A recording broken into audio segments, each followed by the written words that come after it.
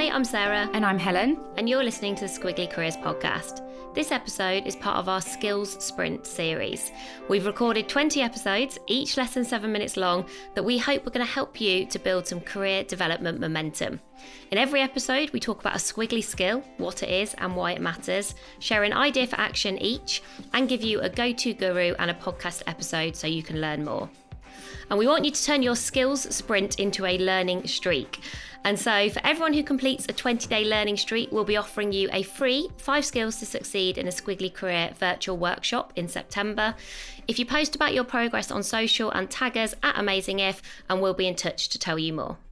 And this sprint is all about the topic of asking for help, because we know it is a really important skill in a squiggly career, because nobody succeeds by themselves. The more support we have from the people around us, the further we can go and the faster we can get there. But lots of people struggle with getting the help that they need, me being one of them. And there's all kinds of reasons for this. Sometimes it's because people think that when they're asking for help, it's a sign of weakness. Sometimes it's because, and I think this is probably more me, is because I have this sort of relentless desire to get it done myself. I'm like, if I just work a bit harder and a bit longer, I can get it done. And then I realise it's taken twice as long as it should have done, and it's not as good as it could have been. It's normally when I realise that I should have asked for help sooner. And sometimes it's because people don't want to be a bother. There are all kinds of reasons why people find asking for help hard, but it is such an important skill to help you be at your best in a squiggly career. And Sarah, from your perspective, you don't find it as hard as I do to ask for help. So what are you doing differently? I don't know if I do anything differently. I think I just know that I need help. I think, and I'm very happy to need help. I also think it's useful to ask the question, how do you feel when you're asked for help? So Helen, if you were answering that question, someone in our team or someone you've worked with before came to you and said, oh, Helen, I could really do with your perspective or some help on, like generally, how does that make you feel? Nice. I care and I want to help people. So whenever someone is confident enough to ask for help, it makes me very comfortable to try and help them. And that's often described as the helper's high by scientists, because when we help other people, we feel useful and valued and flattered. And I think that feel-good factor often helps me overcome any fear of asking for help, because I do think, well, as long as I put some effort into my ask and do it in a thoughtful way and be specific, I'm not being a burden. Actually, I'm giving somebody the opportunity to feel really great, because I know that's how I feel when I ask for help as well. So I think part of it is just the sense of myself of knowing that I just don't know all of the answers and I will need help along the way. And I think I'm very accepting of that. And also getting over that barrier of, oh, well, is somebody going to judge me? I just think, well, no, I'm going to help somebody feel good about themselves. So my idea for action on asking for help is to share what kind of help that you need. So I think there are loads of different ways that we can help each other. And sometimes help can get in our way because it sounds like a cry for help. But maybe you need support, and support might sound more like just listening. We just need somebody to listen, to understand, to be empathetic. We might sometimes need a sounding board. So maybe I've got an idea, which wouldn't be that unusual, and I want to run it past some people.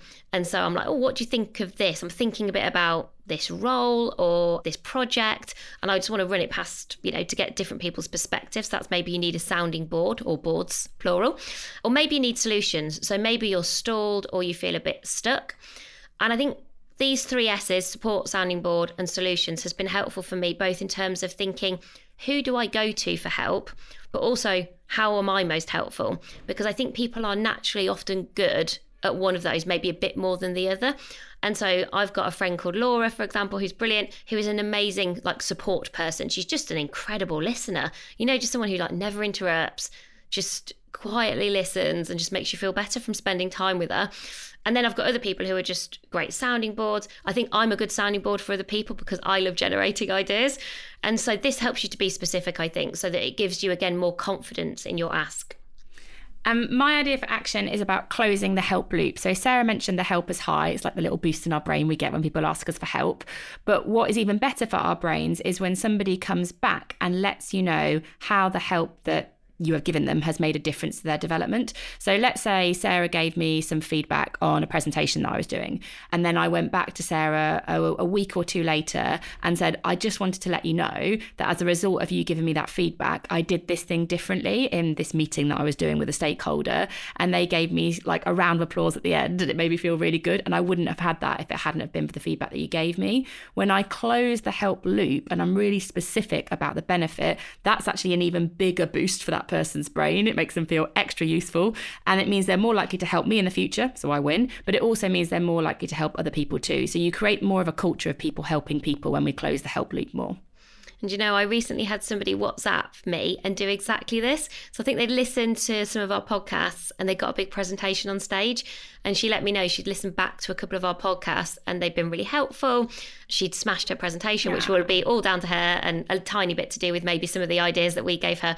But that honestly made my week. I felt so good as a result of that. And it also made me think, oh, do you know what? It sometimes does feel hard to find the time to help people, but it's all worth it, because look at the difference that we can make. So a brilliant example of doing that. And then our go-to guru here on asking for help is Amanda Palmer.